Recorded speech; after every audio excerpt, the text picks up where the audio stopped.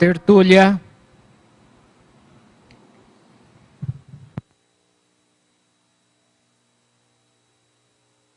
Eu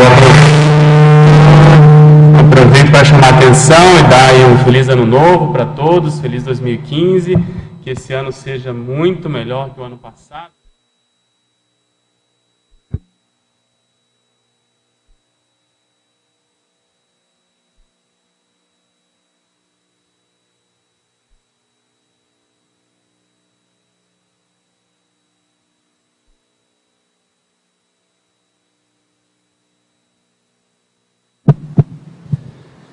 Retomando, então, esse é o verbete de número 3.254, ele tem 5 páginas, 50 elogias e 17 máximos.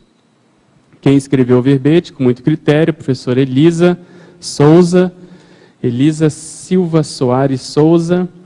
Ela é natural de São José do Rio Preto, formada em Ecologia e Medicina e atualmente está cursando aperfeiçoamento em Radiologia e Diagnóstico por Imagem. Está no primeiro ano, é da minha turma. Ela é voluntária da Conscienciologia desde novembro de 2011 e professora de Conscienciologia desde agosto de 2013.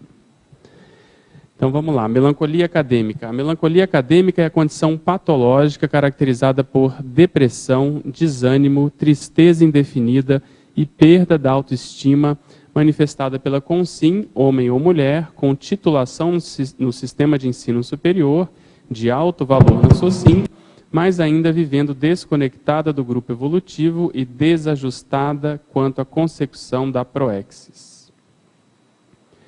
A melancolia acadêmica, a melancolia intrafísica, a angústia da despriorização evolutiva, a sensação de vazio mesmo após horas de dedicação nas pesquisas, o trabalho na condição de fim e não meio, a dificuldade em manter o bom humor no ambiente científico mecanicista, o exercício desestimulado da docência na transmissão do conhecimento, a frustração da pesquisa sem aplicação, a tentativa de preencher as imaturidades afetivas com títulos acadêmicos crescentes, o trabalho científico parecendo interminável, os projetos engavetados, a obtenção de títulos por status, as adulterações na pesquisa para valorizar o trabalho perante a comunidade científica e assim por diante.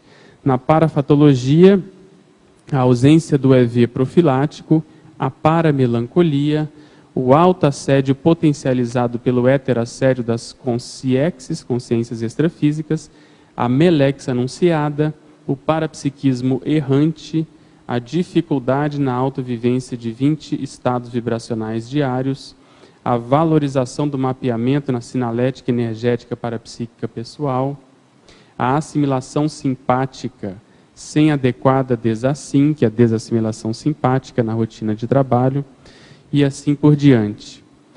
E aqui, na página 45, no tópico terapeuticologia, ela coloca as 4 etapas da autoconsciencioterapia aqui listadas na ordem funcional, vale a pena dar uma olhada nisso.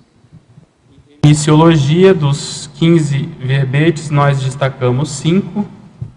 Autolucidez proexológica, crescendo melim autossuperação, PH Deus, recim e síndrome do diploma. A melancolia acadêmica é a condição paralisadora da evolução da Consim diplomada, mas desprovida de autoprioridades evolutivas, podendo ser superada pela vontade e autodeterminação. Você vive algum nível de melancolia acadêmica? Em caso afirmativo, já se posicionou para sanar essa condição? Qual a estratégia pessoal para curto, médio e longo prazo? Na bibliografia específica, há uma fonte bibliográfica. Mega análise da equipe da Enciclosapiens, nós temos melim, tristeza, desânimo, academicial, automimeses, autoproexis, autorrecim, frustração, marasmo, distimia, autoassédio, proexologia, ressexologia, conviviologia, parapatologia, desviologia, intrafisicologia, desassediologia, psicossomatologia e autopesquisologia. Questionamentos. E aí, Elis, antes dos questionamentos, eu vou pedir para você dar uma contextualizada no verbete, o que te interessou, por que você escreveu sobre esse tema. Bom, primeiramente, boa tarde, né, a todos e todas. Fico muito contente com essa oportunidade de estar aqui falando desse assunto, que é um assunto que mexe comigo desde a minha infância, de certa maneira. E o que me fez escrever sobre esse assunto é que eu sempre tive uma sensação de ter algo para realizar na vida. Era muito claro para mim, assim, tinha uma missão a ser feita. E aí, conforme foram passando os anos, eu fui vendo como era quadrado o sistema educacional, né? E eu sempre assim me senti muito criativa e de certa maneira eu fui ficando melancólica. Eu via uma disparidade às vezes com as coisas que eu queria fazer com o que poderia ser feito, né, com o que era proposto. E eu sempre quis ser médica. E aí então eu comecei a depositar assim, então a minha função, o que eu tenho, a minha grande missão é ser médica. Aí, quando eu cheguei lá na época do vestibular, eu fiquei super preocupada, fiquei tensa que eu não conseguiria passar na prova, aí foi tudo por água abaixo. Aí eu entrei em ecologia, que é uma outra área, era um plano B. Aí cursei, mas sabia que era vamos dizer assim, era um peixe fora d'água ali. Mas foi muito legal, estudei o meio ambiente, né? E aí depois, quando eu terminei, falei, no meio eu quis desistir, voltar para a medicina. Falei, não, meus pais me ajudaram, me deram muito aporte, né? Foram grandes mestres aí. E aí falaram, não, termina agora. Foi importante, eu terminei, e aí depois eu fiz cursinho, depois eu quis fazer medicina mesmo no final, e aí fui atrás desse sonho. E quando eu entrei na medicina, essa sensação continuava. Aí eu falei, poxa, o que está acontecendo, né? Porque eu fiz tudo, agora eu estou no ápice, né? Na cereja do bolo. Mas não era, estava só começando, vamos dizer, eu estava engatinhando. Então aí foi aí que eu levei um tombo, eu falei, não, eu preciso ver o que eu tenho que fazer na vida. E aí eu conheci depois a conscienciologia e comecei a entender uma porção de processos, coisas que eu sentia desde a minha infância. E aí comecei a entender que a gente está aqui por algo maior, né? Que a profissão ela não é fim, a gente não vive para trabalhar. A profissão ela é meio de se concretizar algo muito maior que isso. Então, isso é um marco, né? Está vincado na minha história, essa superação. Então, eu acho muito bacana, foi por isso que eu escrevi o verbete. Legal. A verbetógrafa, professora Elisa, em Fatologia, página 42, terceira linha. Por que há essa dificuldade de manter o bom humor no ambiente científico mecanicista? Não deveria haver a alegria das descobertas experimentais? Sim, existe alegria, sim. Eu já acompanhei. Isso depende muito do ambiente de trabalho que você está, né? Do laboratório. Posso falar pela minha mãe, ela é uma super amparadora, super orientadora, o laboratório dela todo mundo adora, dá muita risada, o pessoal confraterniza, leva bolo, super legal. Mas assim, tem vários ambientes científicos que não são assim, essa cara, né? Que é aquela concorrência, competitividade, que é bem mais complicado e que as pessoas ficam disputando mesmo, quem que é melhor, quem se destaca. E aí vem o ego, né? Aí a ciência, que é para o bem de todos, toda essa ideia vai por água abaixo. Aí fica só o umbigo de cada um, e daí entra toda a parte obscura da ciência que a gente sabe, né, ao longo da história. Ok. Em Parafatologia, página 43, última linha. Como podemos participar destes psicodramas auxiliando na desdramatização dos problemas? Quais alvos mentais projetivos devemos ter? Eu vejo que nesse processo a projeção ajuda muito. A pessoa que ainda não domina a projeção, eu mesma posso dizer, eu não tenho um domínio de projeção lúcida. Então, o que me ajudou nesse sentido, a minha experiência, foram em cursos de campo. Então, assim, o ECP2 ajuda. O que me ajudou mais foi imersão em progessoterapia, que é da OIC, né?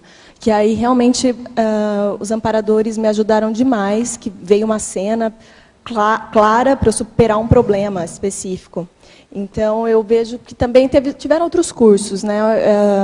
Tem alguns cursos, por exemplo, bioenergoterapia, eu faço muitos cursos da OIC, eu sou voluntária da OIC, né? Então, eu acabo fazendo mais cursos da OIC ultimamente. Então, tem o bioenergoterapia, que é um curso que trabalha muita energia, então você predispõe a ter projeções com autossuperações. E aí esses cenários são montados. Eu vejo que um alvo mental que pode ajudar é você pensar na problemática que você está tentando enfrentar. Então, vamos supor, eu vou falar um exemplo bem simples. A pessoa tem medo de aranha, sei lá, a pessoa tem medo de alguma coisa específica, ou a pessoa tem um problema social. Ela pensar nesse cenário, como ela estaria nesse cenário agora, e antes de dormir, fazer um exercício de pensar que ela quer visitar esse cenário, para aplicar um contexto de desafio, para ela conseguir ultrapassar isso. Eu acho que pode ser um alvo, aí tem que ver cada um, como é que é. Uhum. Shell, quer falar?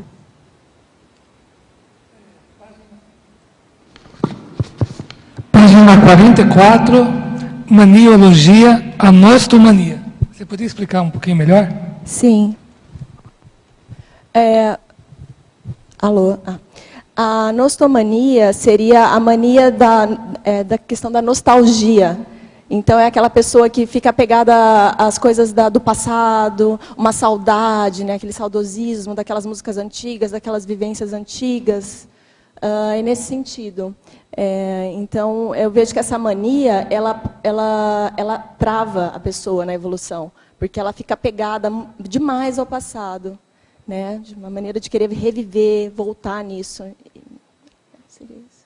E aí, acho que dentro desse contexto de academicismo, né, muitos acabam entrando nesse processo em função, às vezes, do próprio passado, entram ali com essa condição, mas não se realizam porque, às vezes, querem viver uma coisa do passado. Isso, né? mesmo. Na minha pesquisa, a nostomania entrou por aí, que eu vi que eu não conseguia completar aquilo que eu estava tentando alcançar, então eu ficava me apegando às coisas que eu vivi no passado que foram prazerosas. E aí piorava a melancolia, porque você não sai daquilo. Né? E a próxima dúvida, página 45, primeira linha, a cultura da irreflexão. Tá. Esse aqui é bom, porque eu acho que hoje a sociedade moderna, né, é bem isso daqui que eu vejo. Né? A gente tem uma cultura, infelizmente, de não refletir. As pessoas saem fazendo.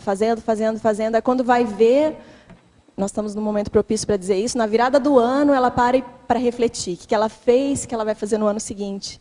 Então, é uma grande irreflexão. Né?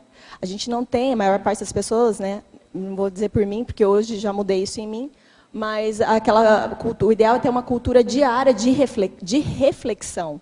Né? O ideal é todos os dias guardar 1 hora, no mínimo 30 minutos, para refletir sobre si mesmo, na sua autopesquisa. Né? O que eu fiz hoje, como eu estou hoje, o que eu posso melhorar, né? Tem alguém para me desculpar, tem alguma condição para eu rever.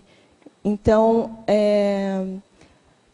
e essa reflexão dentro da pesquisa está ligada à pessoa que só pensa em trabalhar, por exemplo, essas pessoas que são muito focadas, né, que estão na robexis, robotização existencial. Né? A pessoa acorda, trabalha, come, volta para casa, dorme. No máximo, a pessoa para fazer uma academia, que às vezes a cabeça dela melhora um pouco, mas ainda assim eu vejo que falta muita reflexão, né, da pessoa ver para onde ela está indo, o que ela está fazendo com a vida dela.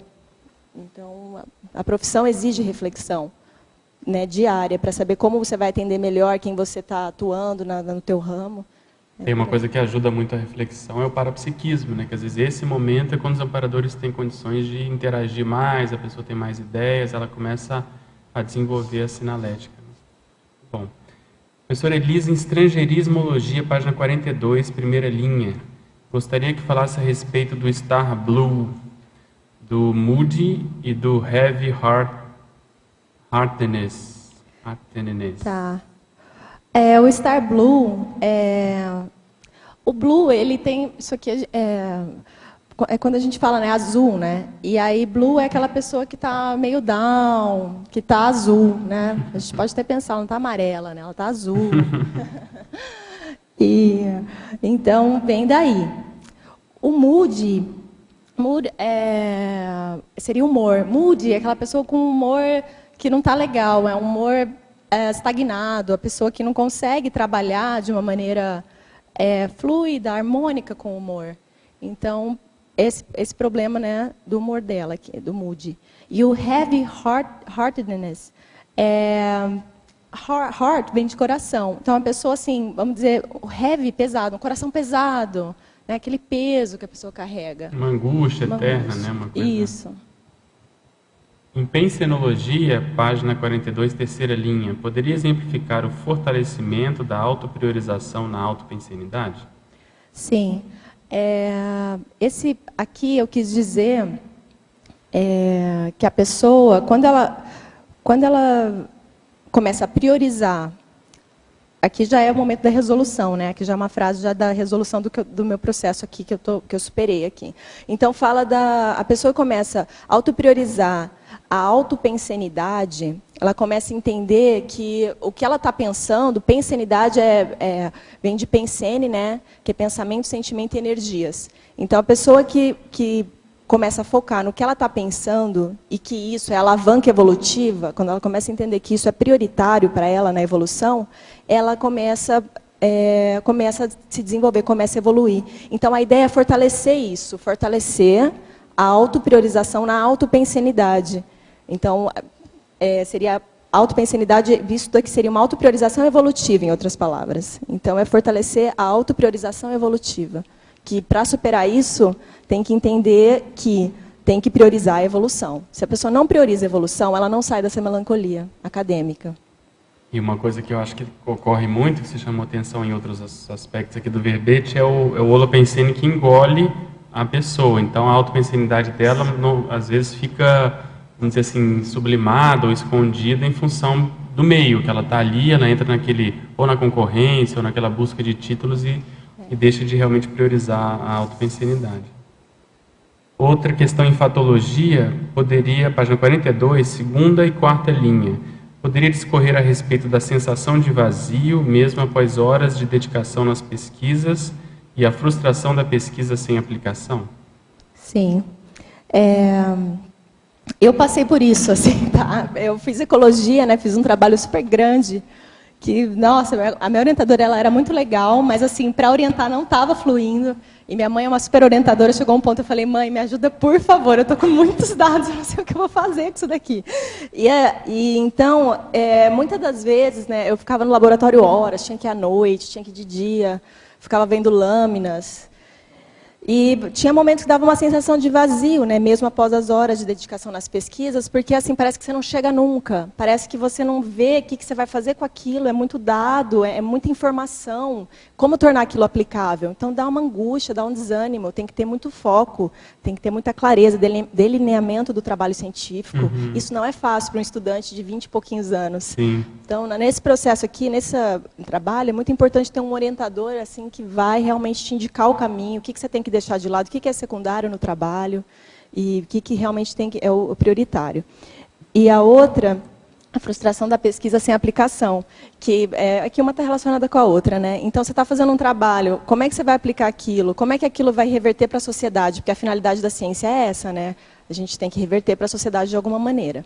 E aí, de repente, você está num trabalho lá super científico, estudando a pata da abelha, sabe? Então, peraí, aí precisa ver como é que vai tornar aplicável. Muitas das vezes não é fácil, porque você sai de um trabalho científico que te deu muito trabalho, e aí depois você ir atrás de publicar isso, e fazer isso chegar até as pessoas. É um trabalho meio grande aí, porque não é só publicar e deixar lá na biblioteca. Agora, você pode falar mais desse trabalho específico que demorou mais? O que você estudava lá? Qual era a sua linha de pesquisa? Eu tive 2 trabalhos, né, que foi a iniciação científica na Faculdade de Ecologia e depois na Medicina. Nas duas eu senti esse processo, assim. Tinha horas que vinha e tinha que tomar muito conta para não perder no trabalho. Na Ecologia eu trabalhei com abelhas, que o que a gente fazia? A gente tinha um projeto grande, o grupo chamava GECAS, que era o grupo de estudos, né, das abelhas e tal. E aí esse projeto surgiu porque as abelhas brasileiras elas estão correndo risco de extinção. Porque a abelha africana foi introduzida no Brasil nos anos 70, lá no campus de Rio Claro, onde eu estudei na Unesp, que é a abelha Europa, também conhecida, a abelha africana, aquela que tem a parte, a gente fala bundinha, né? Seria o abdômen dela. Ela tem as linhazinhas, né? Que é preto e amarelo.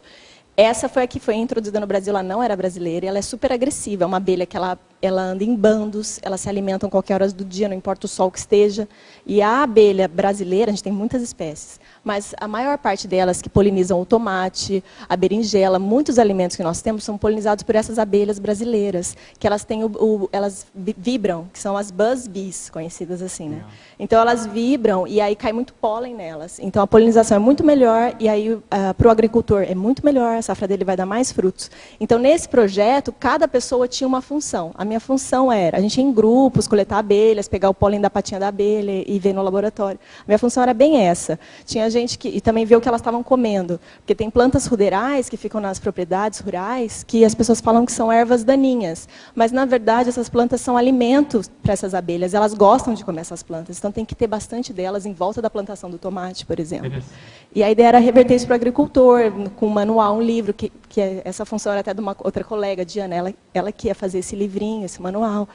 E a minha parte era do pólen. Então, foi muito legal, porque assim, eu ia lá para o laboratório, coletava esse pólen da pata da abelha, às vezes você nem via o pólen, mas você acreditava que estava lá, porque você coletou lá na flor. Aí raspava o palitinho lá, e tratava esse pólen com ácido, numa capela, que é uma estrutura de laboratório, e aí depois ia fotografar o pólen naquele microscópio, né, de maior aumento. E eu montei um atlas polínico. Eu não publiquei esse livro, mas assim, na época era muito legal isso. E eu descobri, né, que cada espécie de planta tem um pólen específico também. Isso é bem interessante. Então foi uma pesquisa muito boa que eu fiz, mas eu tive momentos que um trabalho deu muito trabalho. Então assim, tinha horas que eu falava, nossa, mas o que eu vou fazer com tanta informação? E tinha que fazer tabelas que eram intermináveis. E na medicina eu tive um trabalho que eu fiz que foi com crianças, que eu fui tentar associar a ecologia com medicina. Fiz um trabalho, né, com a professora de pediatria, que a ideia era conversar com as mães no hospital, com as crianças que estavam internadas, para ver como é que era a casa dessas crianças, que animais que visitavam lá, quais eram as pragas urbanas, e também as crianças que moravam em sítio, quais eram os animais que visitavam, enfim, para a gente tentar associar isso com doenças. Então, foi muito bom, mas eu posso dizer sim, que teve momentos que eu fiquei com muita dúvida, que eu ia fazer com isso, que eu ia fazer com esses dados. Eu terminei os 2 trabalhos, mas eu não acompanhei a continuidade deles. E eu acho que isso é difícil na ciência, a extensão do projeto para a sociedade. Até hoje eu vejo isso como um desafio, que a gente tem que superar e tem que procurar acompanhar mesmo, fazer projeto com a comunidade, né, de acompanhamento. Interessante. Depois eu vou te fazer umas perguntas aqui sobre isso. Fatologia, página 42, 7ª linha. Gostaria que abordasse sobre as adulterações na pesquisa para valorizar o trabalho perante a comunidade científica. Eu vivenciei isso daqui na faculdade de ecologia, tinha um professor excelente. Não vou nem falar a área que ele mexia, né? Mas, assim, todo mundo admira ele. Ele é internacionalmente conhecido. E eu lembro que o pessoal que trabalhava com ele vazou essa informação, que eles falaram isso. Ele adultera dados, ele inventa dados. E isso, para mim, eu era uma adolescente, assim, recém-entrada na universidade. Idealista, né? Poxa, não acredito. Fiquei bem desanimada. Então, isso acontece, eu vi isso, e deve ter muito disso. Tem vários casos de ganhador de prêmio Nobel, essas coisas todas que já veio à tona nessa. Sim. Isso é uma realidade mesmo. Patologia também, página 42, 3ª linha de baixo para cima. Poderia explicitar a carência afetiva dificultando o encontro com o grupo evolutivo? O que eu vejo é que eu tive carência afetiva, acho que isso, vamos dizer, é uma das doenças, né, da sociedade. As pessoas têm muita carência. E na minha adolescência, né, enquanto eu estava tentando encontrar a minha programação existencial, o que eu vim fazer, eu tinha carências, né, pensava que eu tinha que arrumar um namorado que fosse para a minha vida toda já, queria achar uma dupla logo, sempre tive essa questão. Então, eu vejo que a carência, o que ela fez comigo, eu acho que pode acontecer com as outras pessoas, pela minha experiência, é que ela estende o porão, né, que a gente chama de porão consciencial. Então, assim, tem dia que acontecia assim, vai ter uma festa. Eu não queria ir na festa, mas todas as minhas amigas vão. Eu estou em casa sozinha e não está tão legal também eu estar sozinha. Então eu vou. Então, isso aconteceu muitas vezes. E nessas, assim, já comecei a namorar uma pessoa que às vezes não tinha nada a ver, mas porque eu estava nessa festa. Então, assim, era o que tinha. Então, eu acho que isso aí é um pouco complicado.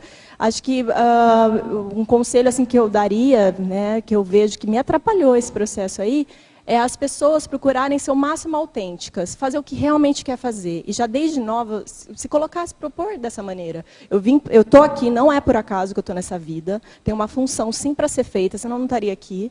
E assim, então como que eu vou lidar com as minhas dificuldades, né? A minha solidão. Então, assim, vai ler, você gosta de um livro, vai ler, segura aquela vontade de sair, de repente você não quer sair, de repente você não quer beber. Então, tudo bem ser diferente, não precisa beber, não precisa sair. Fica em casa, sei lá, vai conversar com a avó, que às vezes a sua avó tem uma experiência super bacana para te passar. E isso, às vezes, demora para entender um pouco. Tem uma sensação de urgência, de prazer, né? Então, quer passear. É isso daí que eu quis dizer aí. Em binomiologia, página 43, última linha. O binômio autoassédio ganhos secundários. Pode explicar, se possível, com exemplos? Todo autoassédio está ligado a um ganho secundário. Porque a pessoa, quando ela está se autoassediando, ela está se autocorrompendo. Ela está contra ela. Então, assim, quando ela começa a pensar coisa ruim, ela não está a favor dela. E aí, então, sempre... Por que a pessoa não abre mão desse autoassédio? Porque sempre tem algum ganho secundário. E ganho secundário é uma coisa que é falso, né? É uma coisa que não é verdadeira. Você não está tendo um ganho real. Você está tendo um ganho que é falso. Parece que é bom, mas não é. A gente pode falar pseudo-ganho. Então, precisa estar muito atenta. Precisa estar muito atento. Quando você começa a se sentir mal, tem que ver que sempre por trás vai ter algo que não está muito certo, não está encaixando bem. É algo que você pode abrir mão, sim. Em fatologia, página 42, final da sexta linha de baixo para cima. Poderia aprofundar a subestimação das sincronicidades? Tá. Sabe aquela coisa que às vezes você está andando, a subestimação da sincronicidade é aquilo que você está andando, aí de repente assim... cai uma folha enorme na tua frente, assim. Você está quase caindo na tua cabeça. E aí está para acontecer alguma coisa que você não deu bola para aquilo. De repente, aí você encontrou assim, alguém, ou você percebeu que só porque caiu aquela folha na tua cabeça, você não chegou na sala na hora que estava tendo uma briga. Então, assim, essas coisas, pode parecer bobo, porque é muito pequeno o detalhe, mas é muito importante. Tem coisa que tem que estar atenta. Eu vejo que eu subestimei demais as sincronicidades. Isso me atrapalhou. Então, hoje, eu procuro estar muito atenta. Sempre tem alguma coisa querendo te dizer. E no dia a dia, é o tempo todo. Eu acho assim, acordou, fez um estado vibracional, né? O estado vibracional você vai se limpando ao longo do dia. E isso serve para o dia todo. Aí, inclusive, antes eu tinha dificuldade de fazer 20 estados vibracionais. Hoje eu estou fazendo 40. Então, assim, você vai vendo que quanto mais você vai se limpando, vai te dando uma homeostase que te abre portas para você ver sincronicidades, por exemplo. Se você está naquela correria do dia a dia, você não vai ver. Vai passar desapercebido. E, às vezes, pode ter algum acidente de percurso no teu dia porque você não se atentou. Então, isso daqui, eu acho que por trás dessa frase que eu coloquei aqui, está a questão da responsabilidade com você mesmo, evolutiva, responsabilidade consciencial. De assumir você, de assumir o que você veio fazer. Né? Você coloca aqui na última linha da fatologia, na primeira página, o senso de PROEX. O que você acha que te ajudou? Como é que você chegou no instituto? Para quem, por exemplo, não conhece ainda a Conscienciologia, o que você acha que a pessoa tem que ter ou fazer para ela poder chegar, né? Ou ter esse senso de PROEX, ou chegar na PROEX, ou chegar no grupo evolutivo, antes das ideias? Tá. O que eu vejo que é mais importante aí é a pessoa ver se a pessoa tem uma sensação que ela tem algo para ser feito. Muita gente tem essa sensação. Muita gente tem. Então, assim, parece que eu tenho que fazer alguma coisa, parece que tem algo para fazer a mais. Aquela sensação, mas ainda não está bom. Eu conheço pessoas que já mudaram de área, que já foram trabalhar com outra área, já fizeram N pesquisas nessa busca incessante. E às vezes o que ela precisa fazer é estar do lado dela. Às vezes é um serviço que ela precisa assumir, às vezes é um livro que ela tem que escrever, que vai abrir portas. Então, eu acho que eu acho que o senso de PROEX vem, né, do extrafísico, que a gente teve alguma conversa lá, e que você tem isso em você. E para você isso é claro. Então, eu acho que tem que se levar muito a sério. Eu vejo que quem tem essa sensação, tem algo para eu fazer, eu acho que eu posso ajudar mais. Então, tem trabalho para ser feito. E como é que foi sua chegada no Instituto? Foi muito curioso. Porque, assim, eu vi que eu tive que entrar numa situação para chegar no Instituto, assim, né? Eu lembro que, na época, eu tinha essa busca incessante, eu estava vivendo num conflito, já fazia anos, tinha um conflito que eu tinha que resolver, e não conseguia resolver. Fazia terapia, não conseguia resolver. E aí eu tinha um colega, né, que minha mãe, que era colega da adolescência, foi muito amigo meu, e um dia minha mãe falou, ai, você podia namorar esse teu colega, do nada. Eu falei, ai, mas que coisa, né? Aí eu lembro que eu comecei a falar com esse amigo, aí eu meio que, sabe quando você se meio que se força, eu falo, eu quero resolver minha vida, acho que eu vou tentar namorar esse colega. E eu comecei a namorar ele, eu via de cara que não ia dar certo. Eu falava, você é muito chato, quero terminar com você agora, eu falava ainda assim. Aí ele, nossa, se sentiu ofendido. Eu falei, não, mas eu vou fazer um esforço, acho que tem alguma coisa. Eu vou continuar, tem alguma coisa para a gente aprender. E aí chegou um determinado momento, eu vi o Projeciologia na casa dele. Aí eu falei, nossa, que livro estranho. Aí eu não queria muito ler, assim. Falei, nossa, mas que esquisito. Aí ele falou, não, você tem que ir no IPC, você vai gostar. E ele tinha ido no IPC, feito curso, mas não deu certo ele no IPC, porque ele era um empresário que mexia com coisas que não eram muito cosmoéticas. Então ele era meio que um dissidente. Sim. E aí, no fim, eu fui no IPC, e aí eu vi um PPE, né, que é um curso bem curtinho de domingo à tarde. Aí eu falei, nossa, tem tudo a ver com o que eu sempre pensei na minha vida, desde criança. Aí eu cheguei. Não foi fácil, não, porque quando eu cheguei, eu lembro que eu comecei o CIP, era super difícil, assim. Tinha dia que eu acordava, falava, nossa, tem que ir no CIP. Né? Mas aí eu sabia que eu tinha que ir. E aí foi melhorando, aí foi domando o tigre. Legal. Fala, Michel. Tecnologia, página 43. A técnica do diário. Quais diários que você usa na sua autopesquisa? Quais diários? Olha, eu já usei de florzinha. Rosa. Depois eu passei para o iPad, diário eletrônico. Não, então, mas estou brincando. Assim, o diário, vários momentos da minha vida, eu escrevi. E eu acho que ajuda a organizar o pensamento. Então, foi uma técnica que eu usei de forma amadora muitas vezes. Essa técnica do diário mesmo, ela o ideal, né, é você escrever e depois de um tempo você analisar o que você escreveu, né, para você conseguir chegar em algum lugar. E que você pode estipular, né, uma vez por semana. O que eu comecei a fazer para ficar mais pronto, eu fazia um balanço diário do meu diário. Então, eu escrevia e aí, na sequência, eu colocava balanço, pontos positivos, pontos negativos. E eu comecei a observar que se repetia todos os dias, os pontos positivos e os pontos negativos. Eu falei, não, né, tem que fazer alguma coisa. Então, aí eu me prontifiquei mais para a minha reciclagem. Mas eu não sei, Michel, o que você quer dizer, assim, outros tipos assim, você fala... E tem o diário da TENEPS, é isso? Diário É. projetivo? Diário projetivo, diário da autoconsciência terapia, diário dos pensenes, e assim vai. Entendi. O meu foi mais diário autoconsciência terápico. Eu escrevi as coisas que eu estava pensando, sentindo, o que eu fiz no dia, para fazer uma análise de como eu estava lidando com as pessoas, o que eu estava escolhendo. Diário projetivo eu já tentei montar. Eu tenho um diário projetivo, mas eu não tenho assim, muitas projeções lúcidas. Né? Então, eu escrevo, mas... É um diário que eu acho que também ajuda bastante, porque no extrafísico a gente vive aquilo que é reflexo do que nós somos, com uma naturalidade, né, uma espontaneidade muito maior do que no intrafísico. Então, ajuda também bastante. E, gente, eu queria chamar a atenção aqui que nós vamos ter, nesse começo de ano, vários cursos interessantes. Amanhã vai começar o curso Reciclagem das Posturas Monárquicas, com a temática Monarquia Hispânica. Vale a pena. O professor Jarbas vai introduzir uma breve história da monarquia hispânica. A professora Silvia Muradás vai dar um vídeo debate sobre a biografia da Juana La Louca, que é uma das retrovidas do Chico Xavier, né? Então vale a pena conferir. O professor Djalma vai falar da perfilologia monárquica, a professora Laura do estudo do temperamento monárquico através da exumação para-historiográfica. A professora Fabiana vai falar da dissimulação na monarquia e a repercussão desse traço na vida atual. O professor Luiz Gonçalves vai falar das inter-relações dos sectos, os escravos nas cortes.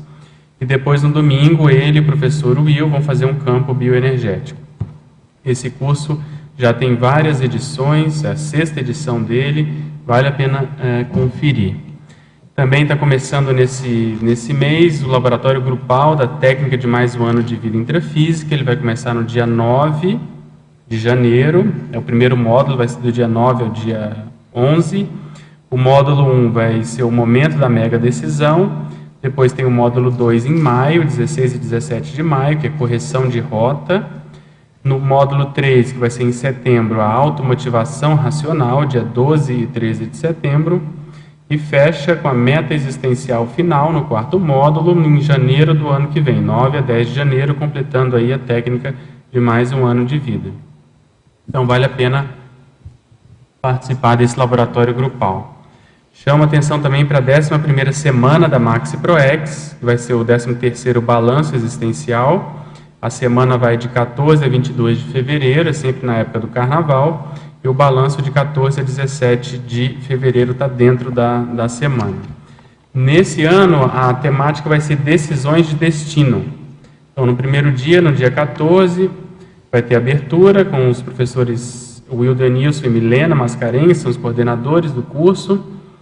Depois, o professor Loche vai falar como elaborar um balanço de vida, balanço existencial pessoal. O professor João Aurélio depois vai falar de autodiscernimento. Depois vão ter algumas experiências práticas, algumas casuísticas interessantes. Por exemplo, o professor Celso Fior vai falar da experiência dele no militarismo. No segundo dia, vai ter um campo pela manhã, um campo ProEx, vai ser o professor Wilder Nilson e o professor Moacir. Depois continuam com as casuísticas, a professora Rose Salles vai falar das revoluções intraconscienciais, vai apresentar a casuística dela na militância política de esquerda, né? Depois o professor João Paulo Costa vai falar de reciclagem da personalidade artística, bem interessante, ele vai falar do contexto artístico que tem desde na família dele, depois ele trabalhou com isso, a mesologia desse contexto. E fechando esse segundo dia, um talk show com a professora Sheila Ali, e a professora vai contar a história de vida dela, utilizando para o estudo de caso a retomada da ProEx. Na segunda-feira de manhã, a mini tertúlia vai estar inserida dentro das atividades do balanço. Depois, continuando as casuísticas, superação de vício, o professor Luiz Fernando Antunes vai falar da autoanálise consciencial da infância e adolescência. E fechando essa parte das casuísticas, o professor Laurentino Afonso vai falar da religião à conscienciologia. Então, os tópicos aqui é menino de engenho, internato e vida religiosa, e o trinômio enciclopédia judaica, mediunismo e conscienciologia, que mais ou menos é uma síntese da vida do professor Laurentino. Fechando esse terceiro dia, vai ter a oficina de consciencioterapia e ProEx, e na terça-feira pela manhã, a prospectiva conscienciocêntrica, feita pelos professores Flávio Bononato e Laínio Loche. Depois, na semana, continua o curso Identificação das Diretrizes da ProEx, nos dias 18 e 19 de fevereiro. Então, vale a pena, o balanço é sempre um marco nas atividades aqui da Cognópolis. E outra atividade interessante também em janeiro, vai ser a 4ª semana da escrita, 17 a 25 de janeiro, vai ter o campo conscienciográfico nos dias 24 e 25, com Epicom autor e equipe de autores da Unescom. O curso de campo da Unescom, que possui atividades teóricas e práticas sobre escrita conscienciológica, intercaladas com campos bioenergéticos, visando o reforço energossomático para a produtividade gesconológica do autorando. Uma das coisas importantes para quem quer escrever é justamente fazer o auto e heterodesassédio, né? Às vezes e essa atividade ajuda nesse processo. Agora, a professora Elisa, em Fatologia, página 42, 5ª linha. Poderia falar, na sua vivência, da tentativa de preencher as imaturidades afetivas com títulos acadêmicos crescentes? A que você associa essa atitude? Na minha vivência, eu já senti vontade. Bom, eu não tenho doutorado, não tenho mestrado, né? Então, assim, esses títulos acadêmicos crescentes, eu não cheguei a experimentar assim, dessa forma tão ostensiva, assim, né, de querer galgar, né, diversos patamares. Mas eu já senti isso de certa maneira, como, por exemplo, já senti assim, eu tenho uma experiência na família, né, que meus pais, eles são assim, minha mãe é livre docente, né, e meu pai é doutor. Então, meu pai é médico, minha mãe é bióloga, geneticista e bioquímica. Meu pai, ele é radiologista.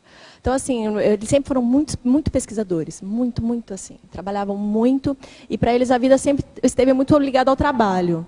Então, muito trabalho, eles deram esse exemplo bastante para mim. E aí, em alguns momentos, né, eu tive assim, essas ideias assim, de, para eu me sentir melhor, eu vou ter que ir para Harvard, porque senão eu não vou ser a melhor. E meu pai foi para Harvard, né, fazer um momento da formação dele. Então, assim, eu tive isso na história da minha família. Então, eu me senti assim, não, eu preciso ser a melhor. E eu acho que não é por aí, né? Eu acho que a pessoa precisa ver o que ela quer fazer na vida dela. Qual que é a função dela, onde ela tem que estar. Né? O que ela quer fazer para ela, de coração. Né? O que vai alimentar ela. E não é status, não é esse tipo de preenchimento, não é por aí. Tem que ver realmente o ambiente que ela vai estar, porque tudo isso está associado ao bem-estar pessoal. Então, é muito pessoal. Você vê que é um paradoxo, né? Porque aquilo que pode ser um aporte, que, por exemplo, é ter pais como esse, dependendo de como a pessoa encara, ela pode ou fugir disso, ou não lidar bem com isso, ou de algum modo, né, não saber lidar. E, por outro lado, se ela souber olhar com bons olhos, tirar proveito disso, isso pode ser um mega aporte, né? Isso é muito bom. Isso mesmo. Em Parafatologia, página 43, quarta linha de baixo para cima. Poderia explicar, na prática, como ver as descoincidências súbitas no dia a dia, evidenciando o desequilíbrio holossomático? Eu tive descoincidências súbitas. Então, assim, eu estava andando, caminhando lá na faculdade, no campus. Acontecia muito isso comigo. Estou andando e, de repente, parece que eu vou cair. O chão muda. Então, eu tive muitas descoincidências súbitas. E isso tem a ver com parapsiquismo, acoplamento de consciex. E muitas das vezes eu começava a ficar ansiosa com isso. Aí piorava muito mais, eu ficava mais em desequilíbrio. Então, o que eu vejo na minha experiência é que quando a pessoa está em desequilíbrio holossomático, ela está com o psicossoma desorganizado, e aí vai para todos os veículos, né? Porque acaba desorganizando todos. Mental soma está desorganizado, e aí isso vai para as energias, né? E o soma fica incoordenado. Então, é importante prestar atenção. Né? Quem tem tontura, eu vejo muito no hospital isso. Tem paciente, tenho tontura, tem que ver se é tontura mesmo, o que sentiu, né? Tem que avaliar. Tem muitas manifestações parapsíquicas, né, que aparecem como essas mini doenças, assim, às vezes coisa rápida, aguda, né? E às Zumbido. Vezes, a causa é extrafísica, né? Vamos dizer assim. Em efeitologia, página 43, o efeito de iniciar a docência conscienciológica otimizando a alavancagem evolutiva. A docência foi para você um caminho na busca incessante pelo propósito de vida? Posso dizer que, de certa maneira, foi. A docência me ensinou muito.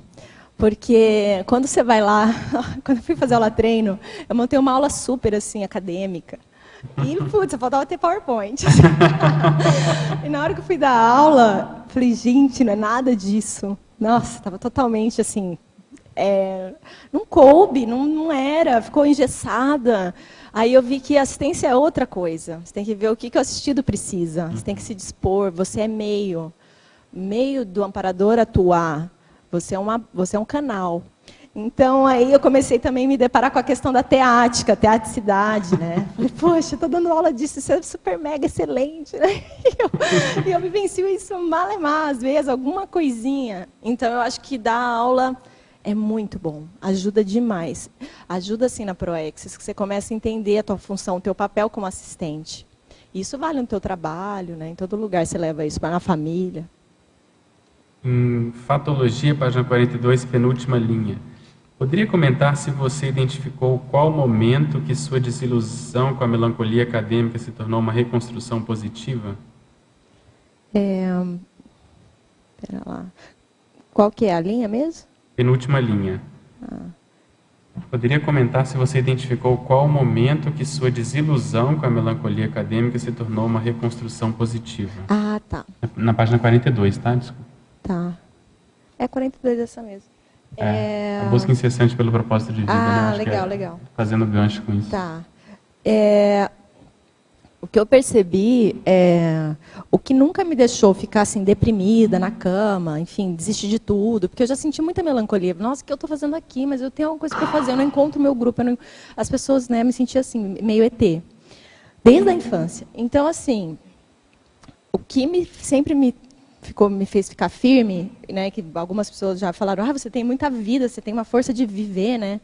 era isso, eu sentia que tinha uma função para ser feita, tinha alguma coisa. Eu sentia uma energia interna, assim, um potencial, e então isso sempre foi muito forte. E isso que me ajudou a manter nessa busca, né? Até tentei, assim, eu falei, eu acho que eu vou tentar espiritismo. Aí fui, porque eu sou católica, né? Desde criança era católica, né? Sou católica vamos dizer assim, desde o batizado. Aí eu nunca fui de frequentar a igreja. Mas aí quando eu estava nessa fase mais de busca mesmo, eu falei, eu preciso, não tá bom. Estava na medicina já, nossa, mas não tá bom, não tá bom. Aí tinha um centro espírita perto de casa, aí fui. Aí vi na mesa, lá o pessoal incorporou. Aí achei interessante, que eu não tive medo, fiquei tudo bem e tal. E aí, mas me incomodou que demorava, tinha várias etapas para você conseguir começar a estudar. Eu me interessei que tinha um grupo de estudo, mas falaram, não, você vai ter que fazer 3 sessões de desassédio, você vem, toma banho, aí sobe, vê tantas palestras. E a palestra eu achava muito religiosa, assim. Tinha até umas luzinhas em cima, que era tipo um céu que eles fizeram, assim. Então, eu não gostava muito disso. E aí eu achei que não estava legal. E então eu sempre busquei. Eu falei, não, mas então tem outra coisa. Eu sempre tive isso. Eu acho que isso que me ajudou. Eu acho que isso que foi a virada. E aí, para as pessoas aí que estão vendo o verbete, eu acho que vale a pena a pessoa avaliar a vontade. Que a vontade move montanhas. Se a pessoa tem vontade, ela faz o que ela quer. Então é por aí. Em Sindromologia, página 44, primeira linha. Gostaria que elucidasse essas 2 síndromes, a síndrome do estrangeiro e a síndrome do pânico, no contexto do verbete. A síndrome do estrangeiro é aquela pessoa que ela vem numa família, que ela desde que ela se lembra, né, por gente, tem a consciência de ser ela estranha o ambiente. Então ela sente que ela não é dali, ela sente que aquela família não está tão adequada, fica esquisito, ela não se dá bem, parece que não é o ambiente dela. Isso de uma maneira bem resumida, né? Tem o livro da Malo Balona que se explica mais, mas seria isso. Se sentir um estrangeiro no meio, né, na mesologia, onde ela cresceu, nasceu. E a outra síndrome do pânico. Eu experimentei sentir pânico, eu tive crise de pânico já, por conta de muita melancolia e ansiedade. Mas a síndrome do pânico mesmo, nunca me diagnosticaram dessa maneira, mas assim, eu posso falar um pouco, se caracteriza pela pessoa ela tem que ter pelo menos 2 momentos de medo. Um deles pode estar relacionado a alguma questão específica, exemplo, claustrofobia, medo de elevador. E a outra vez tem que ser aquela coisa que vem do nada, que não é que ela pensou no elevador ou pensou em alguma coisa que dá medo. Ela, de repente, ela está em pânico. E aquilo paralisa ela. Não consegue fazer nada, começa a sentir a mão suar, começa a ter tremedeira, o coração não para de bater. A pessoa a sensação de morte iminente, a pessoa sente que vai morrer. Né, e fica com aquela sensação. Tem gente que chega a ter isso por 30 minutos. Mas o pico máximo que é conhecido, que é explicado cientificamente, são 10 minutos. Passou 10 minutos, ela vai estar no auge dessa sensação. Mas aí depende, tem gente que tem por segundos. Né? Eu experimentei por segundos, não dava 1 minuto, mas era muito desagradável. Nunca cheguei no hospital achando que eu ia morrer. Mas é interessante, assim, hoje eu, como médica, às vezes eu dou plantão de clínica, e eu atendo muitas pessoas com isso. Eu acho interessante, porque acabam chegando até mim. Né? E até pela assistência, porque eu já vivi isso, eu vejo que meus colegas não chegam tantos para eles, mas para mim chega muita gente com problema assim. Até para fazer ultrassom. Às vezes eu estou lá fazendo ultrassom, a pessoa estava com uma dor no peito, começou a descrever, e aí eu estou fazendo ultrassom de abdômen. Aí vai ver, aí eu começo a conversar, olha, você já pensou, não sei, né? Pode ser, tal. Como é que está teu emocional? E aí você vai vendo que a pessoa, eu sou muito ansiosa. Então, tem muitas pessoas que procuram o hospital com sensação de dor no peito, palpitação, achando que vai morrer, medo de ter infarte. Pessoa com 30 anos chega, às vezes, eu tenho muito medo de morrer do nada.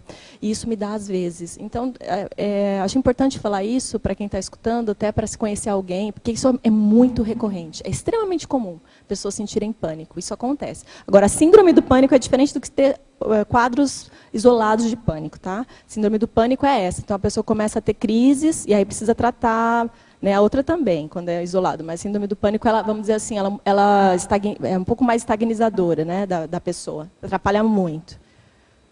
Ela passa a evitar lugares. E em Paradoxologia, página 44, terceira linha, poderia nos explicar o paradoxo do médico carente de assistencialidade? Seria carência também de autoassistência? Numa época do capitalismo selvagem, como reverter este quadro que existe de tantos médicos que só visam o cifrão e não a atenção plena aos seus assistidos pacientes? Isso a gente vê muito, né? O médico doente. Então, assim, tem muitas... já começa que o médico, ele trabalha muito. Isso é cultural, né? Então, o médico trabalha 12 horas de trabalho para mais. Isso é super comum. E, se o médico vira, já aconteceu comigo, vira e fala, eu tenho que jantar, porque vai fechar. Você não vai me atender, né? Então, assim, é muito complicado, porque você está lá para cuidar da saúde do outro. Então, quer dizer, você tem que comer, porque senão você pode passar mal, cair dura na frente do paciente. Não, mas você tem que me atender. Então, isso é muito complicado mesmo. Eu vejo que falta uma conscientização do pessoal da área da saúde, que a gente não é super-herói, né? Então, tem que parar, tem que comer. Eu ficava assim, boba de ver os residentes da cirurgia, quando eu estava no internato. O pessoal não almoçava. Eu falava, você não está passando mal? Aí eu falava, quando foi a última vez que você comeu? Faz 8 horas que eu comi. Olho fundo. Eu falava, gente, não, tem que fazer essa cirurgia agora, tem que entrar. Não, peraí. Está muito louco isso. Então, assim, isso é muito comum. A gente vê médico dando plantão, que fica com o olho fundo, que fica desse jeito, você vê que a pessoa está mal. E eu vejo, sim, que é uma falta de autocuidado, como a pessoa colocou, e acho que isso é cultural. É uma falta também de um heterocuidado com o médico. E hoje em dia o médico está queimado, depois da Vilma, né? Aí ficou mais difícil ainda. Então, eu acho que é importante, não é só o médico, né? São todas as áreas da saúde e todo mundo que atende pessoas. Nós temos que estar bem para tratar o outro, para cuidar do outro, né? Não é só um sorriso, tem que estar com energia bacana, tem que procurar assistir. Tem um filme legal, que chama Ghost Town, né, que chama Um Espírito Atrás de Mim, que aqui não é um médico, é um dentista, que ele tem alergia, ele fala desse jeito, ele tem alergia às pessoas. Então, ele atende a pessoa, sai correndo da sala assim que ele pode, não conversa, a pessoa começa a falar, ele enfia um negócio na boca dela para ela não falar mais. E aí depois ele aprende que é importante ele assistir, né, os espíritos começam, né, as consciências começam a seguir ele pela rua, e só ele vê. Então, aí... ele está precisando assistir essas pessoas, e quando ele começa a assistir, a vida dele muda. Então, eu acho que vale a pena esse filme para ver isso daí. Eu acho que a assistência é sempre aí, em primeiro lugar. Eu acho que a área que atende pessoas é uma grande oportunidade de você assistir. Não dá para abrir mão, né? Professora Elisa, em Fatologia, página 43, segunda linha. Poderia explicar o uso produtivo dos aportes acadêmicos?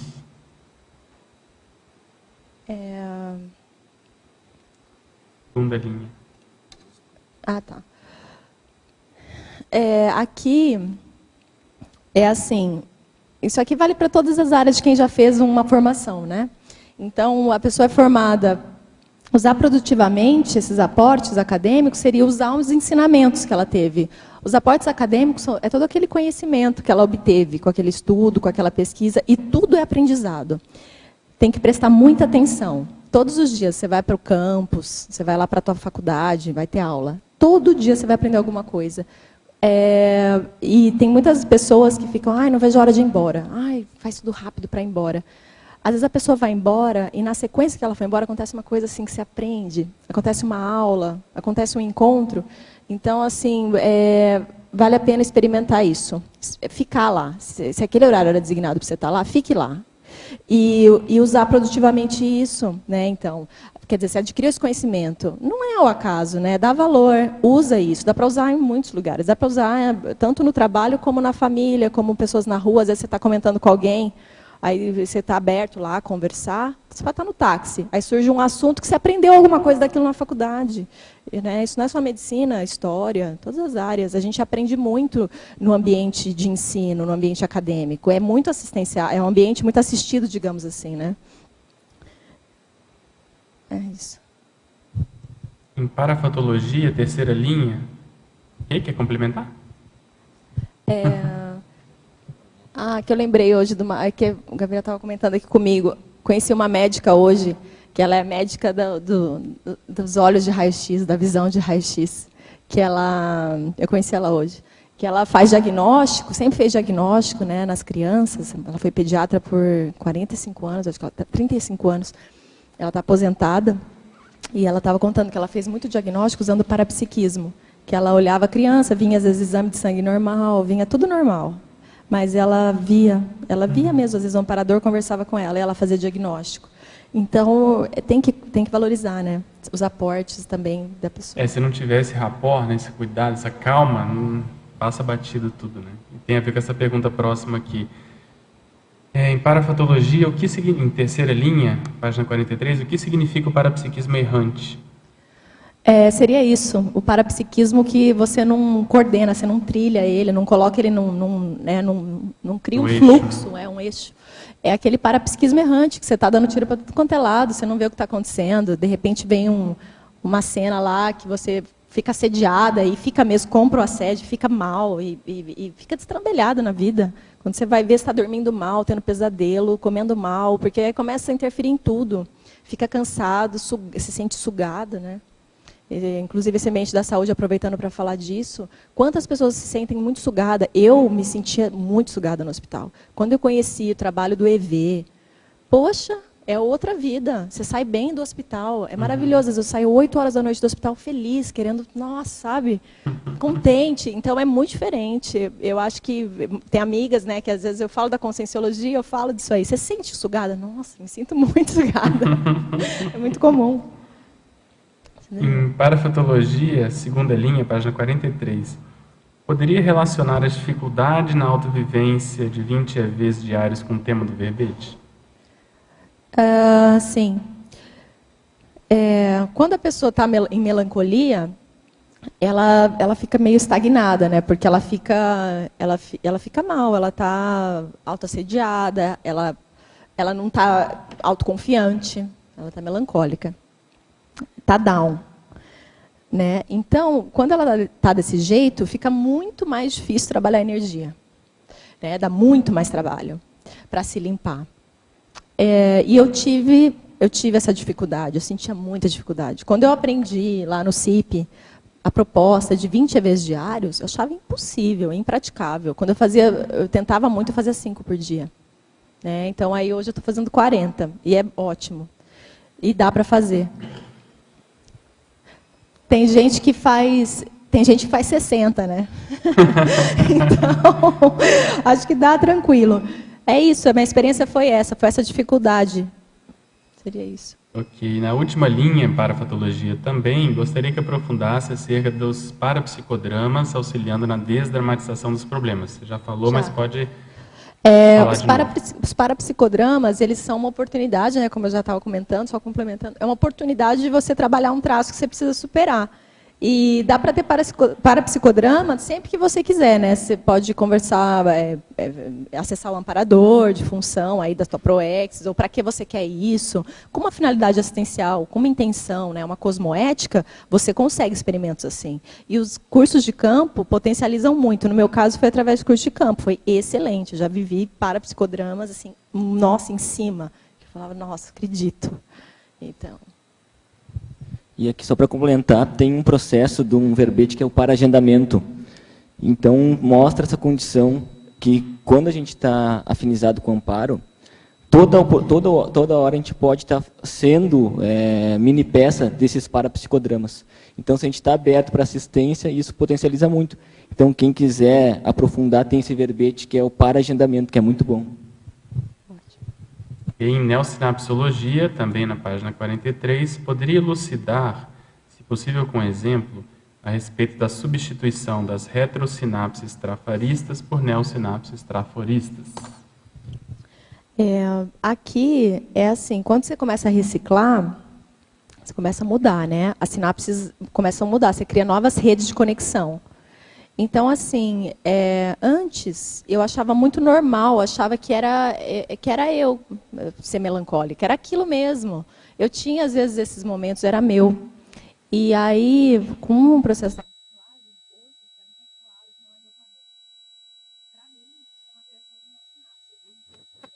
Eu sou a mesma pessoa. Então, eu entendo a vida diferente. E isso mudou tudo. Agora que eu vejo a vida dessa maneira, é muito mais fácil, é muito mais claro. Qualquer reciclagem fica mais acessível. Então, é como se fosse assim, o teu real time é muito mais rápido, você pega rápido a vida anda, sabe? Antes eu sentia que a vida não andava, ficava estagnada, passa ano, mas, poxa, é sempre esse problema, é sempre assim. Hoje não, eu ampliei muito a minha maneira de ver as questões dos trafários, o que eu preciso reciclar. E isso daí eu acho que são as neossinapses traforistas. E quanto você tem irmãos? Tenho. Quantos? Um. É médico também, não? Não. Fez o quê? Meu irmão, ele fez turismo. Ele chegou a começar biomedicina, mas ele largou. E aí ele fez turismo. E hoje, aí ele começou a trabalhar com isso, mas depois ele quis comprar uns cafés que tem no hospital lá de São José do Rio Preto, na FAMERP. E aí chama West Café. Então ele tem 3 cafés lá. E agora tem cafés em clínicas. E eu acho muito engraçado, que eu falo, a família inteira está no hospital. Pois é. Minha mãe dá aula no hospital, né? Meu irmão trabalha no hospital e meu pai está no hospital. É interessante porque eu estou mexendo com essas coisas de passado, né? E aí tem o curso RetroSem, a gente procura trabalhar com mais ou menos 3 vetores. A pessoa vai trabalhando lá as coisas dela para chegar nesses 3 vetores, ou 3 áreas principais. E uma coisa forte que a gente vê no seu caso é esse processo da medicina, por causa da família, né? Você teve essa condição da ecologia, tanto da sua parte como da parte da sua mãe, da biologia, ecologia. Tem agora a radiologia e tem também o processo de pediatria, eu acho, né? Por causa do seu pai, esse trabalho que você fez também na ecologia com a medicina, né? Então eu estava tentando montar aqui a sua RetroSem, está muito interessante. Que bom! Se quiser me dar um feedback, Pedro. Vamos ver Tá se eu ótimo, chego eu aqui tô a alguma ideia. Você pode falar, Michel. Eu ia comentar que eu adoro as crianças, adoro crianças. Você tem alguma coisa com isso mesmo. Poxa, eu vejo elas assim, meu olho brilha, eu curto, sabe? Mas eu não tenho vontade de fazer pediatria, algo com pediatria, porque eu acho que limita muito o trabalho na radiologia, no Brasil. Sim, então, eu fico meio... Eu estava pensando no outro lado. Você já teve alguns momentos de euforia acadêmica? Que você tem a conquista, vem toda aquela energia. E como você fez com esses momentos? Você conseguiu aproveitar ou ficou em subnível? Eu aproveitei. Eu tive momentos assim que foram muito engraçados até. Teve um que eu tive dificuldade de aproveitar. Teve um que quando eu terminei ecologia, e eu estava na colação de grau, e estava aquele calor, nossa, essa colação de grau, eu já pensava em fazer medicina um pouco, o que estou fazendo aqui? E aí teve um momento que falaram assim, agora nós vamos falar quem que foi o melhor aluno da turma de 2003. Aí eu já larguei minha flor, né? Falei, vou bater palma para a Melissa ou para o Acácio. Elisa Silva, você falou meu nome, eu não sabia, eu comecei a rir. Falei, gente, aí eu falei, mãe, fizeram a contagem errada, eu tenho certeza, fizeram a soma errada da nota. Não consegui aceitar. Isso daí foi um pouco estranho. Mas teve outros momentos que eu gostei. O que eu vejo no meu processo é que eu tive dificuldade de dar valor às minhas conquistas. Eu sou muito perfeccionista. Então, assim, por exemplo, eu tirei uma notaça lá no TCC. Mas eu curti, mas falei, mas logo passou. Aí, por exemplo, eu fiz um estágio de radiologia em Harvard. Aí tirei 10 no estágio. E super com louvor. Eu li aquilo e falei, nossa, que ótimo, que máximo. Aquilo eu curti. Mas assim, é meio estranho. Tem umas coisas que eu conquisto, parece que é tanto mais do que eu acho que eu sou. É meio esquisito isso para mim. Então, eu acho legal, que bom. Na hora eu curto. Hoje eu estou curtindo mais. Estou aprendendo a curtir os méritos obtidos. Legal. Professora Elisa Souza, em frase enfática, página 46. Poderia explicar a construção da frase enfática? Não compreendi a relação com a conjunção mas. Mas é uma conjunção coordenativa adversativa, isto é, um elemento responsável pela ligação de duas orações de sentido oposto. Ao meu ver, as 2 primeiras frases vão no mesmo sentido. Você pode comentar? Sim. Aqui é o seguinte, a melancolia acadêmica é condição paralisadora da evolução da consciência diplomada, seriam aqui um mas, porém desprovida de autoprioridades evolutivas. Então, é uma consciência que ela é diplomada, mas ela não tem autoprioridades evolutivas, podendo ser superada pela vontade e autodeterminação. E aqui, até aproveitando que estamos falando da frase enfática, eu fiquei com muita vontade de colocar podendo ser curada, pelo viés da consciencioterapia, né? Porque saúde e doença, eu acho que é a cura mesmo. Mas a gente deixou superada. Ela deve ter feito relação com a condição paralisadora, né? Mas você fez o link mais com o processo da diplomação, que é uma condição positiva, né? Foi isso, Pedro, né? Isso mesmo. E em antagonismologia agora, página 44, primeira linha. Gostaria que ampliasse o antagonismo excelência profissional, deficiência convivial, familiar, e a seguir o antagonismo grande conhecimento científico, baixa cognição evolutiva. Tá. O antagonismo excelência profissional e deficiência convivial familiar, é esse o primeiro, né? Uhum. Isso aqui é muito comum, nós vemos grandes profissionais, mestres, doutores, excelentes, né? Até conhecido, né, mundialmente, mas que tem uma deficiência de convívio com a família, né? Que não tem um tempo para a família. Eu tenho professores assim, eu estou fazendo aperfeiçoamento em radiologia, diagnóstico por imagem, e eu tenho professores que são assim, né? Que fala que não vê o filho. E outro dia até me perguntou, o que você acha? Da minha experiência, meus pais trabalharam muito, muito. Eu sentia muita falta deles, mesmo, eles sabem disso. E eu até acho que minha mãe até arrepende um pouco, outro dia eu percebi assim. Então, eu acho que tem que tomar um certo cuidado, né? O profissional, às vezes, ele vai com aquela... Ele tem aquela coisa do estudo, né? Aquela paixão pela ciência, que eu sei que é o caso dos meus pais. Tem pessoas que vão pelo workaholismo, né? Como fuga também, que eu acho importante pontuar. Então, trabalha, parece que não sabe nem onde quer chegar, mas trabalha. E aí, certamente, a deficiência vai ter deficiência no convívio com a família, não tem outro jeito. Porque a pessoa que prioriza demais a profissão, ela não vai ter tempo, né? Se ela não souber ter uma inteligência evolutiva ali, né? Para ajudar ela. E eu acho que isso é muito comum. E aí fica em déficit mesmo, não consegue, né, atender a esposa. Talvez né, seja até um predomínio, né? E a pessoa acaba enveredando muito, né, para essa área. É a questão dos valores, né, também dela no momento. E o outro, qual que é mesmo? Grande conhecimento científico, baixa cognição evolutiva. Tá.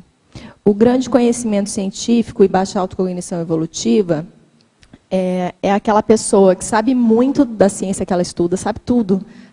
Vamos colocar aquele físico que entende tudo do cosmos, lança livros disso, mas às vezes o cara não sabe nada dele mesmo, não se pesquisa, está numa mesmice a vida inteira, não mudou nada. Aquele cara que você conhece ele com 20 anos de idade, ele tem aquelas mesmas dificuldades, os mesmos trafares, o cara está com 80 anos, ele continua lá, teimoso, difícil, mas o cara sabe tudo. Aquele cara que todo mundo quer que ele dê uma palestra, mas é um cara difícil e não muda, né? Eu ia perguntar exatamente isso. Aí eu vou aproveitar o crescendo estudo contínuo de desassédio mental somático. Muitas vezes, ali na página 44, primeiro crescendo, muitas vezes a pessoa que estuda continuamente não tem esse desassédio mental somático. Como é que, se não tem autopesquisa, né? Tem, isso. O que eu achei bacana aqui, da minha experiência, é que eu fiz o Heterocrítica de Obra Útil, curso de desassédio mental somático. O dia que eu escutei, tem um curso de desassédio mental somático, eu falei, poxa, eu preciso fazer esse curso. É fabuloso o curso. Você vê que você vira uma máquina, você fica gigante, você pode tudo. Porque, assim, você vai estudar, às vezes, para uma prova, para algum concurso, dá sono, precisa ficar sentado, não pode ficar encostado, não pode ficar no quarto, na cama tem que ser na escrivaninha, não pode ser depois do almoço. As pessoas começam a ter essas dificuldades, muitas das vezes. E aí, quando a gente para avaliar, se você senta e fica... Vai te dar sono, vai te dar coceira, vai dar vontade de tomar banho, vai dar vontade de comer, vontade de beber água. Você fala, não, eu vou ficar. Traz o copo d'água na mesa. Vou ficar. De repente, é mágico quase, chega uma hora, flui, pensamento flui, você vira uma máquina. Você lê. Isso eu acho que é o desassédio mental somático. Então, eu conheci o estudo contínuo, quando você começa a estudar muito, você vai fazendo esse desassédio mental somático. Achei legal o jeito que você colocou, quando é a autopesquisa, né? Que aí também pode pensar, a pessoa que estuda todo dia, mesmo que poucas horas, mas ela está focada na autopesquisa, ela faz desassédio mental somático, faz mesmo.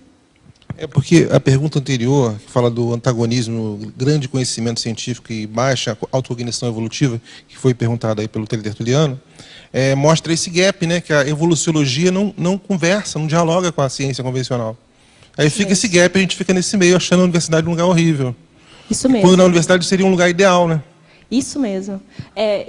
Porque o paradigma científico mecanicista atual, ele não considera a multisserialidade, ele não considera a multidimensionalidade das energias, e isso faz parte da nossa natureza. Então, a pessoa fica um grande cientista, mas fica pobre em si mesmo.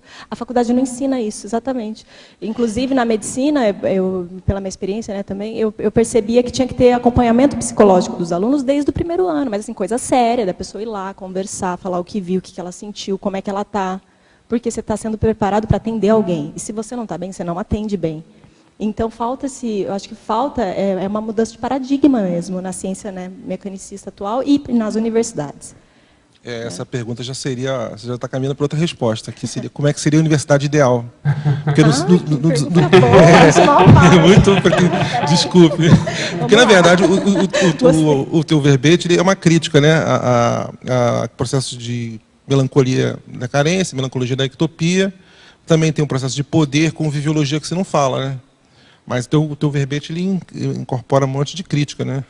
Sim. Mas fala aí da universidade ideal.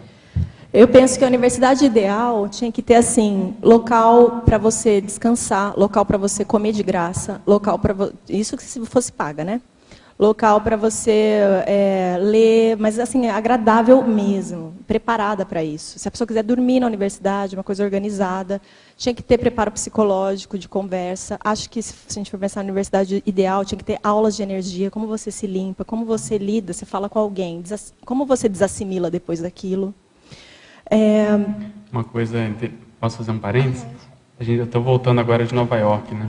A gente foi lá no Museu de História Natural, né? Já conhecia, mas uma coisa que me marcou muito, lá a gente pode ter assim como um embrião de alguma coisa ideal, porque tem muito dinheiro, a tecnologia é utilizada, tem várias abordagens, e tem uma área lá, que aí vem o gap com as nossas coisas, que é a área da evolução humana, que você vai entrando e tem uma área mais assim, como se fosse uma área mais restrita. E é nítido quando você passa você vai entrar nesse ambiente que tem um campo formado ali, praticamente físico. A gente entrava e saía e sentia direitinho. E nesse ambiente tinha do lado, você entrava como se fosse num showroom, né? Onde eles têm lá aquelas apresentações da evolução humana. E era o único local que a gente via que tinha uma sala em anexo, que tinha um laboratório com professores disponíveis, os crânios da evolução humana, desde lá do primeiro até chegar na condição mais hominídea mesmo, com professores disponíveis e as crianças ali também aprendendo e desenhando e eles fazendo essa condição.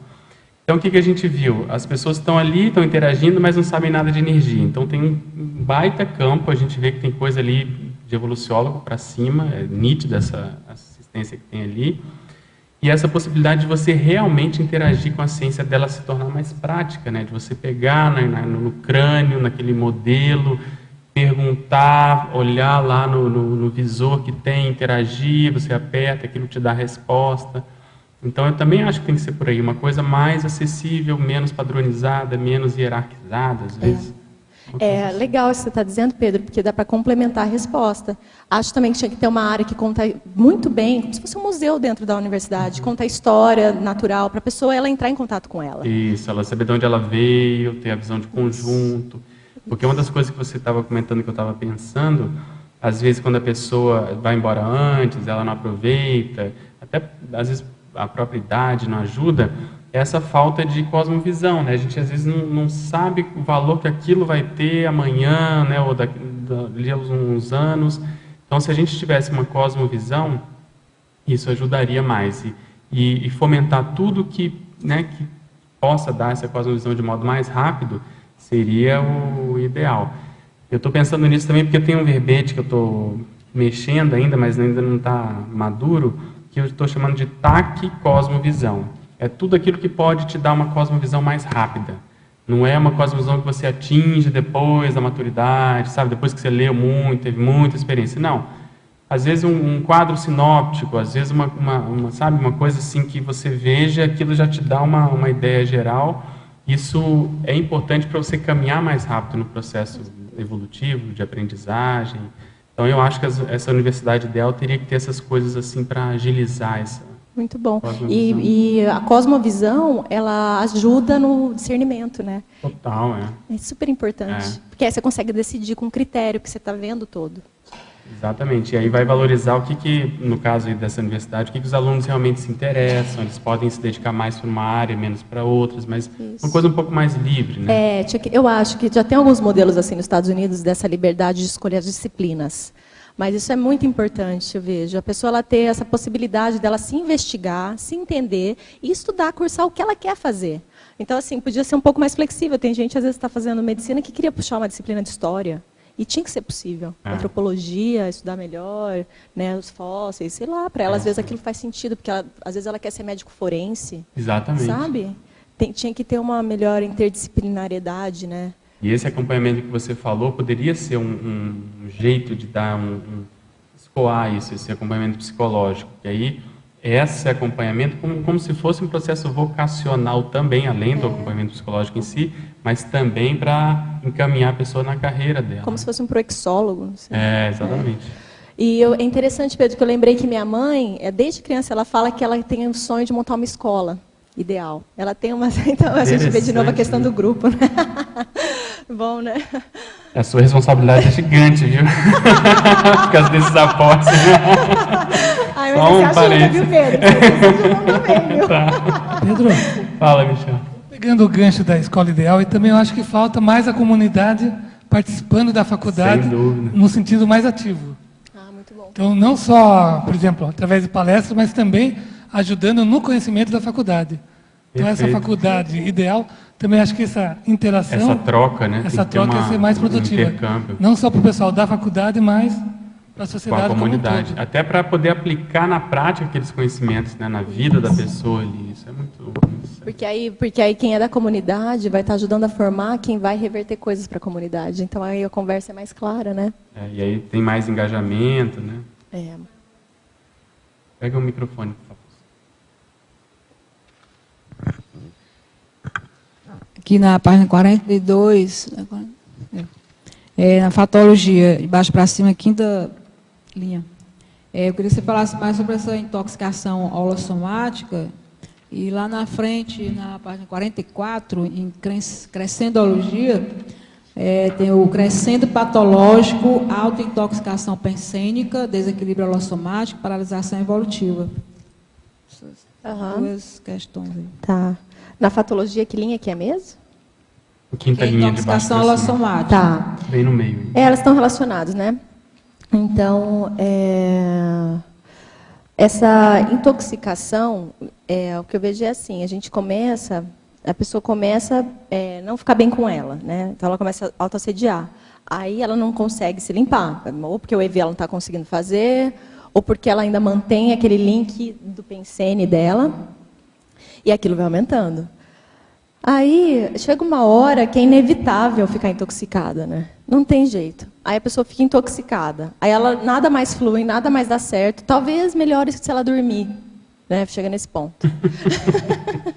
Porque quando dorme a energia mexe um pouco na energia. E então na minha experiência eu tive muita intoxicação. Acontecia assim, que eu vinha para o CAEC, aí eu vinha para fazer um curso no CAEC, de novo, estou intoxicada. E acontecia muito isso comigo, porque eu ficava, às vezes, num pensene que não funcionava bem, né? Porque eu conheci toda essa realidade, comecei a tentar reciclar, eu tive dificuldade no começo. Então, eu ainda tinha voltava. Hoje em dia, é bem mais raro voltar esse sentimento, mas, às vezes, ainda mais, acho que tem a ver que eu vim trazer o verbete, às vezes, revisitava o sentimento. Falava, poxa, mas eu estou bem, o que está sentindo? Uma coisa esquisita. Aí, se trabalha a energia, melhora, né? Então, acho que tem um grupo de assistidos. Mas é muito importante perceber, sair do meu padrão, eu tenho que trabalhar a energia, porque vou me intoxicar. Assim, é uma equação. Se você não trabalha energia, se você não se cuida, tem gente que faz isso de uma maneira amadora, que nem conhece conscienciologia, mas, por exemplo, aquela pessoa que está intoxicada e fala assim, que bom, né? Vou para o mar. Aí, eu vou ficar melhor. E volta melhor do mar mesmo. Ou senão, está super intoxicada e vai fazer uma viagem internacional num lugar que ela adora, se sente bem. Ela vai desintoxicar. Mas, assim, o ideal é que a pessoa não espere, né? Até as férias. Ainda é muito instintivo isso, né? A pessoa vai instintivamente, o ideal é ela assumir isso, né? E fazer isso em casa. né? Dá para fazer no quarto, dá para fazer onde você estiver no trabalho. É cotidiano. E aí, indo para o crescendo, aí explica um pouco melhor, isso que aqui é o que eu estou falando, né? O crescendo patológico, autointoxicação pensênica, desequilíbrio holossomático e paralisação evolutiva. Então, logicamente, se a pessoa está intoxicada, ela vai ficar em desequilíbrio holossomático, a energia não está boa, dali a pouco ela começa a sentir dor no corpo, o psicossoma fica esquisito, ela não está se sentindo bem, porque ela já estava pensando tudo aquilo dela. O mental soma não está legal, porque o pensene, né, que ela teve não é saudável, bloqueia chakras cefálicos, ela já não pensa bem. E aí ela paralisa evolutivamente, porque ela não consegue ter noção direito do discernimento dela, ela já perde lucidez. Né? Começa a intenção dela fica esquisita, ela não sabe por que ela está falando aquilo, de repente ela briga com alguém. Então, eu vejo assim, já que nós estamos falando aqui no verbete desse assunto, aquelas pessoas que falam, não consigo me controlar, do nada eu brigo. Tem alguma coisa acontecendo, né? Assim, ou ela está sendo boneco de ventríloco, de assediador, que ela está se permitindo ficar lá, cada hora ela está de um jeito, de acordo com que o ambiente que ela entra está. Então, ela vai para um restaurante que está lotado e conturbado, ela fica mal. Falando da universidade, ela vai para uma sala de pesquisa que não está boa, e ela começa a ficar com dor de cabeça, e ela não sai dali, de repente... Pode? Aí, de repente, quando ela vai ver, ela se queima lá no bico de Bunsen lá. Né? Então, assim, tem que ver, né? Se a coisa está dando errado, eu não sei, deve ter já acontecido com vocês. Comigo acontece às vezes. Eu acordo, de repente, eu bato a mão, eu passo a unha num lugar que eu quase machuco minha unha, ou eu bato a perna, falo, nossa, mas está muito sequencial isso. Espera, é uma coisa que está diferente. E se você não regula isso naquele momento, não acerta o ponto, naquele momento, você caminha para a intoxicação, porque você não está com as suas energias. Aí isso só vai aumentando. Então, assim, não dá para deixar para depois.